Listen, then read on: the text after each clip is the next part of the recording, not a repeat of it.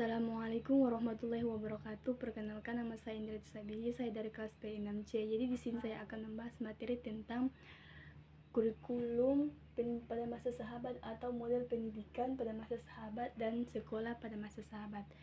Nah, untuk rumusan masalahnya, yang pertama itu apa saja komponen kurikulum pendidikan agama Islam yang diterapkan pada masa sahabat. Nah, komponen pendidikan agama Islam yang diterapkan pada masa sahabat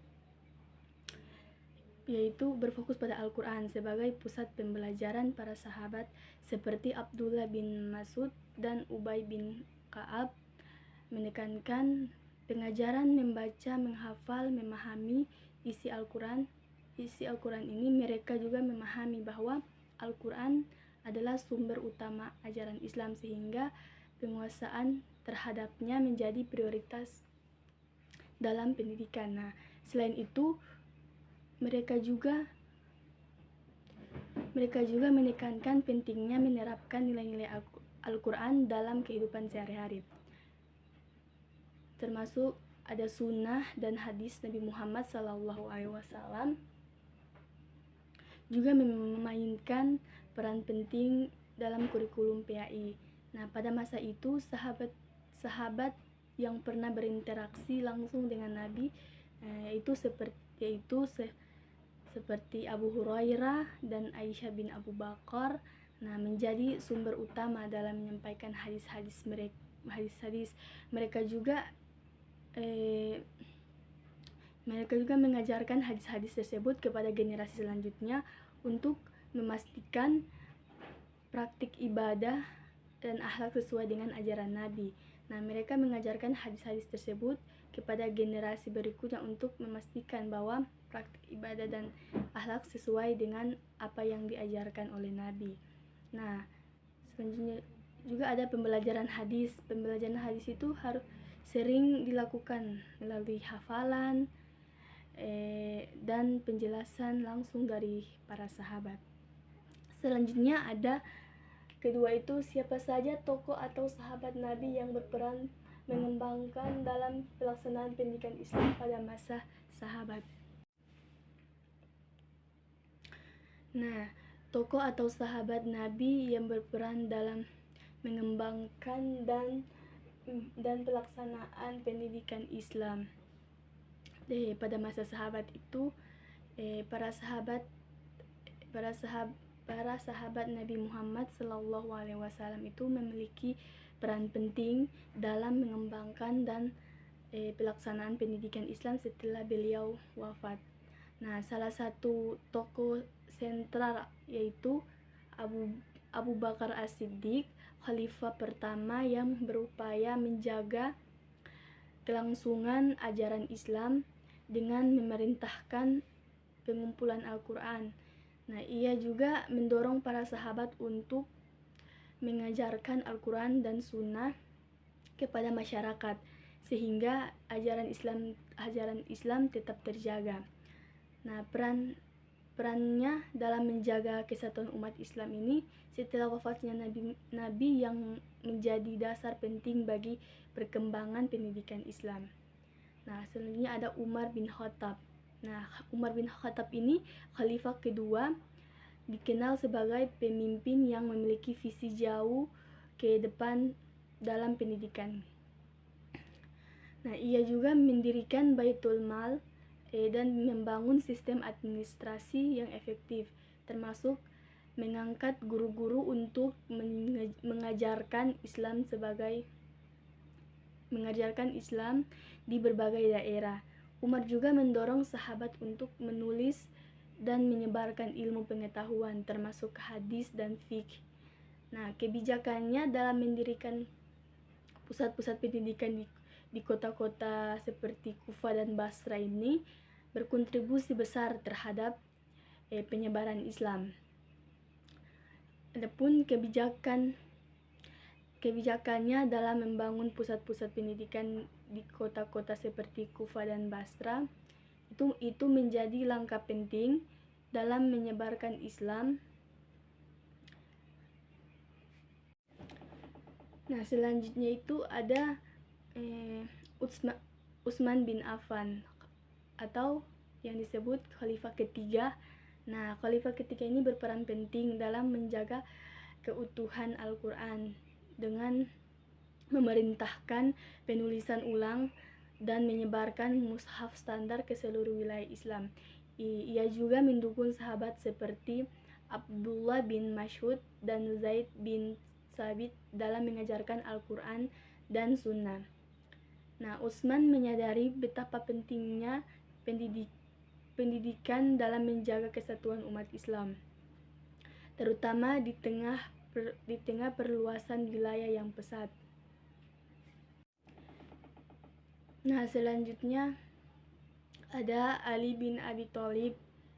Ali bin Abi Thalib ini khalifah keempat. Nah, khalifah keempat yang dikenal sebagai sosok yang berilmu dan berani. Ia mengajarkan fikih, tafsir, dan hadis kepada masyarakat, terutama di Kufah. Nah, Ali juga mendorong para sahabat dan tabi'in untuk menulis dan menyebarkan ilmu pengetahuan. Meskipun masa kepemimpinannya dilanda konflik internal, kontribusinya di bidang pendidikan tetap sangat berarti. Selain para khalifah, sahabat-sahabat ini seperti Abdullah bin Abbas dan Abu Hurairah dan Aisyah binti Abu Bakar juga memainkan peran penting dalam pendidikan Islam.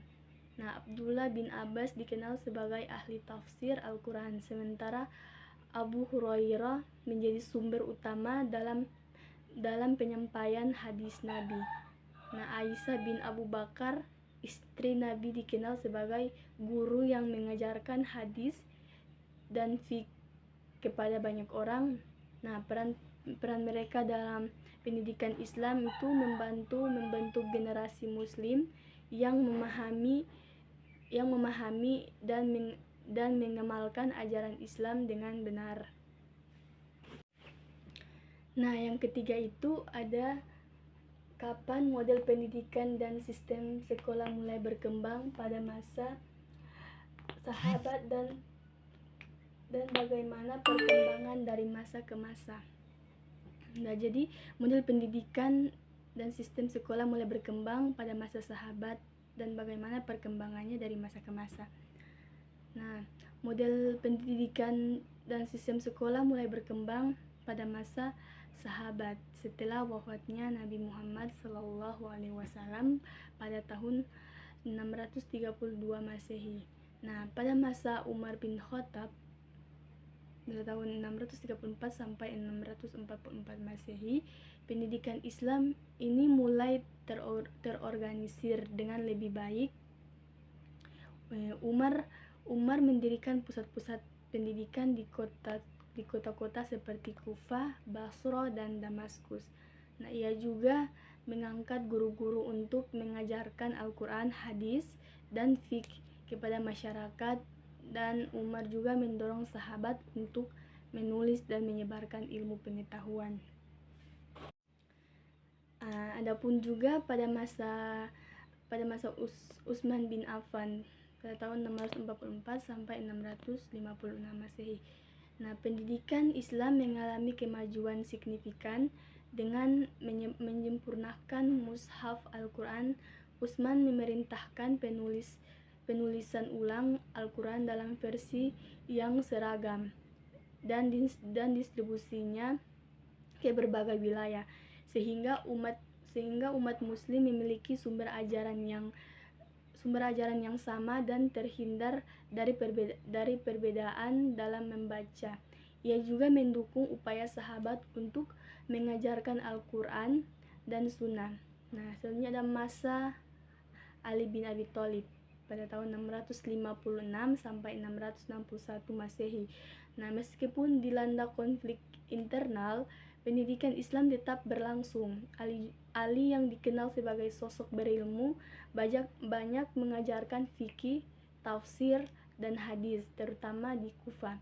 Ia juga mendorong sahabat dan tabi'in untuk menulis dan menyebarkan ilmu. Meskipun tantangan politik yang dihadapinya begitu besar, kontribusinya dalam bidang pendidikan tetap signifikan. Setelah masa Khulafaur Rasyidin, model pendidikan dan sistem sekolah terus berkembang. Para tabi'in mendirikan majelis ilmu dan sekolah-sekolah informal di berbagai daerah dengan proses pembelajaran yang semakin terstruktur, berfokus utama yaitu pada Al-Quran, hadis, fikih, dan ilmu pengetahuan praktis. Selanjutnya yang keempat itu ada di mana saja pusat-pusat pendidikan Islam yang didirikan pada masa sahabat dan bagaimana peran lokasi tersebut dalam penyebaran ilmu pengetahuan. Nah, pusat-pusat pendidikan Islam yang didirikan pada masa sahabat dan bagaimana peran lokasi tersebut dalam penyebaran ilmu pengetahuan. Jadi di Madinah menjadi pusat pendidikan Islam pertama setelah hijrah Nabi Muhammad SAW pada tahun 622 Masehi, sehingga di kota ini Nabi Muhammad SAW mendirikan Masjid Nabawi yang tidak hanya berfungsi sebagai tempat ibadah, tetapi juga sebagai pusat pembelajaran. Para sahabat dan masyarakat berkumpul di masjid untuk mempelajari Al-Quran, hadis, dan fikih langsung dari Nabi. Setelah wafatnya Nabi, Madinah tetap menjadi pusat ilmu pengetahuan dengan para sahabat seperti Abu Hurairah dan Aisyah bin Abu Bakar mengajarkan hadis dan fikih kepada generasi berikutnya. Nah, Mekah juga menjadi pusat pendidikan Islam yang penting, terutama setelah Fathu Mekah atau pembebasan Mekah pada tahun 630 Masehi. Kota ini memiliki nilai spiritual yang tinggi karena menjadi tempat kelahiran Nabi Muhammad SAW dan lokasi Ka'bah. Para sahabat seperti Abdullah bin Abbas dikenal sebagai ahli tafsir Al-Quran yang mengajarkan ilmu di Mekah.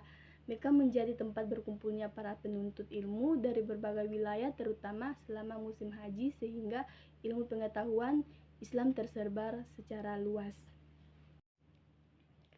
Nah, Kufah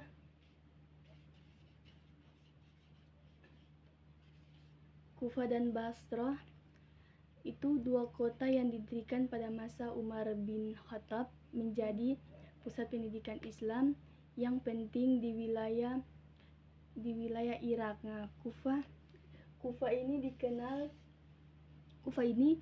dikenal sebagai tempat perkumpulannya para ahli fikih dan hadis seperti Ali bin Abi Thalib dan Abdullah bin Mas'ud. Selanjutnya Basra, di sisi lain Basra juga memiliki, nah selanjutnya itu kan ada Basra di sisi lain itu mengajarkan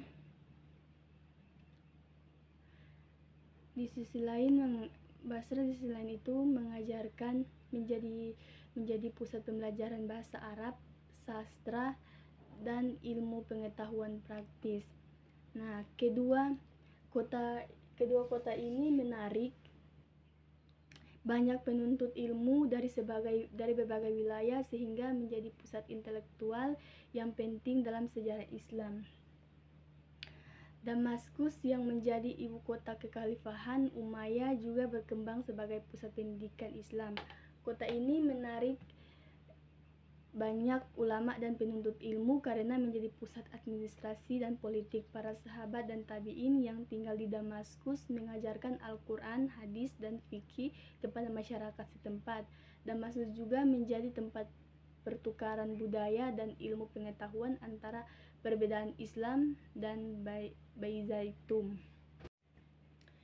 Nah, yang kelima itu ada mengapa pendidikan pada masa sahabat memiliki peran penting dalam menjaga dan menyebarkan ajaran Islam setelah wafatnya Nabi Muhammad SAW. Nah, pendidikan Islam pada masa sahabat memiliki peran penting karena menjadi sasaran utama untuk menjaga kemurnian ajaran Islam setelah wafatnya Nabi Muhammad SAW. Para sahabat sebagai generasi pertama yang menerima langsung ajaran dari Nabi bertanggung jawab untuk meneruskan dan mengajarkan ilmu tersebut kepada generasi berikutnya. Nah, tanpa pendidikan yang sistematis, ajaran Islam berisiko mengalami distorsi atau penyimpangan. Dengan mengajarkan Al-Quran, hadis, dan fikih, para sahabat memastikan bahwa ajaran Islam tetap terjaga keasliannya. Selain menjaga kemurnian ajaran, pendidikan Islam juga berperan dalam menyebarkan Islam ke wilayah-wilayah baru setelah wafatnya Nabi. Islam mengalami ekspansi yang pesat ke Persia, Syam, Mesir, dan Afrika Utara. Sahabat mengirim guru-guru terbaik ke wilayah-wilayah tersebut untuk mengajarkan Islam kepada penduduk setempatnya. Nah, pendidikan Islam pada masa sahabat juga berperan dalam membentuk masyarakat yang berilmu, berakhlak mulia. Para sahabat menekankan pentingnya meneladani akhlak Nabi Muhammad SAW seperti kejujuran, kesabaran, dan kepedulian terhadap sesama. Selain itu, pendidikan Islam pada masa sahabat juga menjadi alat utama untuk mempersatukan umat muslim dalam situasi di mana perpecahan munculnya terutama setelah wafatnya Utsman bin Affan dan Ali bin Abi Thalib. Pendidikan menjadi sarana untuk menjaga kesatuan umat dengan memahami ajaran Islam yang sama. Umat muslim dapat menghindari perbedaan pendapat yang berpotensi memecah belah. Para sahabat menyadari bahwa pendidikan adalah kunci untuk mempertahankan persatuan dan solidaritas umat. Nah, pendidikan Islam pada masa sahabat menjadi fondasi bagi perkembangan ilmu, pengetahuan dalam perbedaan Islam. Para sahabat juga tidak hanya mengajarkan ilmu agama, tetapi juga mendorong pengembangan ilmu pengetahuan praktis seperti administrasi, strategi perang, dan perdagangan. Hal ini juga memastikan bahwa umat muslim tidak hanya memahami ajaran Islam saja, tetapi juga mampu mengaplikasikannya dalam berbagai aspek kehidupan. Dengan demikian juga pendidikan Islam pada masa sahabat tidak hanya penting untuk menjaga dan menyebarkan ajaran Islam, tetapi juga untuk membangun peradaban yang maju dan berkelanjutan. Nah, yang keenam itu ada bagaimana strategi dan metode yang digunakan oleh Nabi Muhammad SAW dan Khulafaur Rasyidin dalam menyebarkan ajaran Islam. Nah, metode pembelajaran pada masa sahabat bersifat fleksibel dan disesuaikan dengan kebutuhan masyarakat. Nah, proses pembelajaran ini seringkali dilakukan di masjid, di rumah-rumah sahabat, ataupun di tempat-tempat umum lainnya. Proses para sahabat ini menggunakan metode tanya jawab, hafalan, dan diskusi untuk memastikan pemahaman yang mendalam tentang Al-Quran, hadis, dan fikih. Misalnya, Abdullah bin Mas'ud dikenal karena metode pengajarannya yang interaktif, di mana ia mendorong murid-muridnya untuk bertanya dan berdiskusi. Nah, selain metode hafalan, para sahabat juga itu menggunakan keteladanan sebagai strategi pembelajaran. Nah, mereka juga mencontohkan langsung bagaimana mengamalkan ajaran Islam dan dalam kehidupan sehari-hari. Misalnya Aisyah binti Abu Bakar mengajarkan hadis dan fikih dengan cara mempraktikkan langsung apa yang diajarkan oleh Nabi Muhammad SAW. Nah, keteladanan ini juga menjadi cara efektif untuk menanamkan nilai-nilai Islam dalam diri murid-muridnya. Nah, sistem sekolah pada masa sahabat belum terstruktur seperti sistem modern, tetapi juga sudah ada upaya untuk mengorganisir proses pembelajaran. Nah, para sahabat juga mendirikan majelis atau rumah-rumah mereka yang menjadi tempat berkumpulnya para penuntut ilmu. Umar bin Khattab misalnya mengangkat guru-guru resmi untuk mengajarkan di berbagai wilayah kekuasaan Islam. Hal ini juga memastikan bahwasanya ajaran Islam tersebar secara merata dan dipahami dengan benar. Para sahabat juga menggunakan pendekatan individual dalam mengajarkan di mana mereka menyesuaikan materi pembelajaran dengan tingkat pemahaman muridnya. Misalnya, Ali bin Abi Thalib dikenal karena memberikan penjelasan yang mendetail tentang fikih dan tafsir kepada murid-muridnya di Kufah. Pendekatan ini memastikan bahwa setiap murid dapat memahami ajaran Islam sesuai dengan kemampuannya. Selain itu juga, para sahabat juga mendorong murid-muridnya untuk menulis dan menyebarkan ilmu pengetahuan. Misalnya, Zaid bin Sabit yang ditugaskan oleh Utsman bin Affan untuk menulis ulang Al-Quran. Juga mengajarkan ilmu penulisan kepada generasi berikutnya. Dengan demikian, sistem pendidikan pada masa sahabat tidak hanya berfokus pada pembelajaran lisan, tapi juga pada dokumentasi dan penyebaran ilmu pengetahuan secara tertulis. Itulah tadi pembahasan materi dari ke-6 rumusan masalah tentang kurikulum pada masa sahabat dan model pendidikan pada masa sahabat dan sekolah pada masa sahabat. Untuk kesimpulannya, pendidikan agama Islam pada masa sahabat itu memainkan peran krusial dalam menjaga penyebaran ajaran Islam setelah wafatnya Nabi Muhammad SAW. Para sahabat juga seperti Abu Bakar As-Siddiq, Umar bin Khattab, Utsman bin Affan, dan Ali bin Abi Thalib.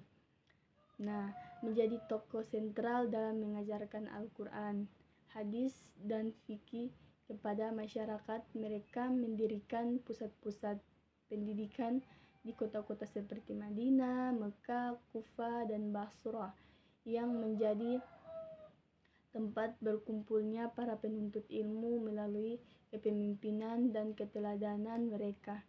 Pendidikan Islam juga berkembang pesat dan menjangkau berbagai wilayah.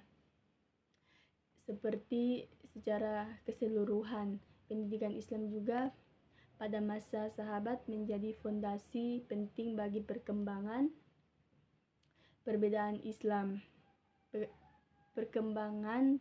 Islam. Melalui kepemimpinan para sahabat, pusat-pusat pendidikan ini juga tersebar dan metode pembelajaran yang efektif ajaran Islam berhasil dijaga kemurniannya dan disebarkan ke berbagai wilayah. Warisan pendidikan Islam pada masa sahabat terus menjadi inspirasi dan pedoman bagi umat muslim, sehingga saat ini menegaskan betapa pentingnya pendidikan dan